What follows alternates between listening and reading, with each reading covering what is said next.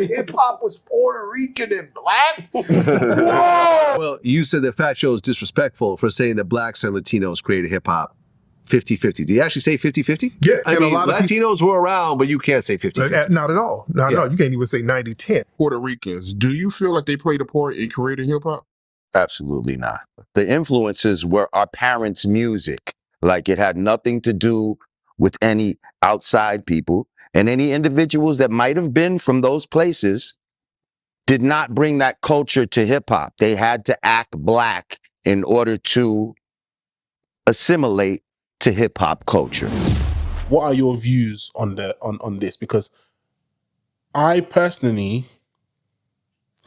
I look, the way Mr. Walker has described it to me, I get the FBA, but I think sometimes there must be extreme sections of their ideology. Some people must have some extreme views to just cancel out everyone and just make it FBA. Do you think that's what's going on here? Or do you think that is true that it was only African Americans that created hip hop? I think what's happened is that people are adjusting their position. This conversation has been going on for, I think, over a year. I think the first time we were on here, it had come to some kind of resolution. But I think what's happened is that some people are exaggerating certain things. I don't see how you can take it away from being, unfortunately, FBA is a politicized term. So what I'd like to do is soften things and just talk about, is it a African-American art form? Or should we claim that it's not really African-American because there were Puerto Ricans there? I've had many conversations with Robin about this because Robin is a jazz head and we're both into music. And so we've talked about it. And I've come to a sort of like conclusion and a position, which is that it has to be viewed as an African-American art form. Why do I say this? About a year ago, Lord Jamar actually had on Prince Whipper Whip. I don't know what that is. He's one of the pioneering hip hop lyricists. He's one of the great MCs. Okay. And he was actually Grand Wizard Theodore's principal sort of like MC. He was the best of them. So you had Grand Wizard Theodore, who learned mixing from Grandmaster Flash. Okay. And started to do scratching. And they were kind of like in the same household. I think the Fantastic Four or something like that. Always had these kind of names. Furious Five, Fantastic Four, that kind of stuff. All that kind of stuff. So he was on that program with Lord Jamar, and what Lord Jamar wanted to do was to get a whole load of the early artists to basically get to the bottom of how much influence did the Puerto Ricans have in the early phases of hip hop. And one of the things that Prince Whipper Whip said, because it was him, Ruby D, who was part of Grand Wizard Theodore's group. Okay. They're both Puerto Rican. All right. And he was saying, he admitted that in the early days, you did have Puerto Ricans there like himself, Ruby D, but it was very much a black cultural sort of like milieu. They were going into what they thought was, a black, kind of like, dance space.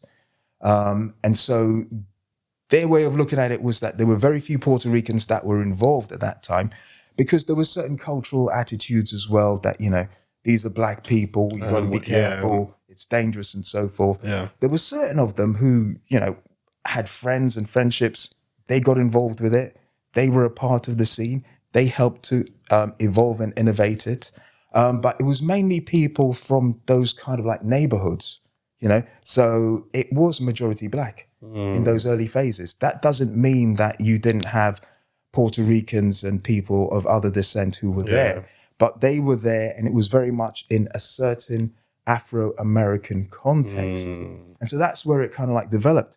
Also, I've not heard what Fat Joe has said recently, but what Lord Jamar said in rebuttal made a lot of sense, which is that, okay, we've got the pioneers, we've got Flash, Herc, and Bambaataa, all with Afro-Caribbean roots. second generation. Some of them, I think, Flash's father may have had a sound system in Jamaica, so he came from that background. I think Herc might have been similar as well. But what did they do? They used African American breakbeats for the most You part. mentioned that off camera, Mr. Walker's with, yeah. And so that's an important facet Yeah. of it. That's an important influence, you know. It was done in a certain context. And the reason why, I mean, this conversation, we wouldn't be having this, say, 15 years ago, because people understood, yes, you know, the pioneers were of Jamaican extraction, but they grew up where? In New York. So they're basically They grew influenced up by with those yeah. cultural influences. And that plays a big part. My way of looking at it is time, space, and place. I believe Professor Griff talks about Wasn't it's he that Public Enemy? Public Enemy, yeah. So he does a show with from time to time the guy from the Underground Railroad, Brother Rich. I don't know. He's a YouTuber. He's very astute. He's very ingrained in that kind of thing, and he's had a lot of dialogue with Professor Griff. And I've noticed that years ago, Professor Griff has said the same thing over and over again. He sees it as an expression of that old African thing. The last time he was on Brother Rich, when they had this conversation, Brother Rich's audience seemed to be riling against that because of this new perception of things. It's got to be considered as being FBA. You're not saying that.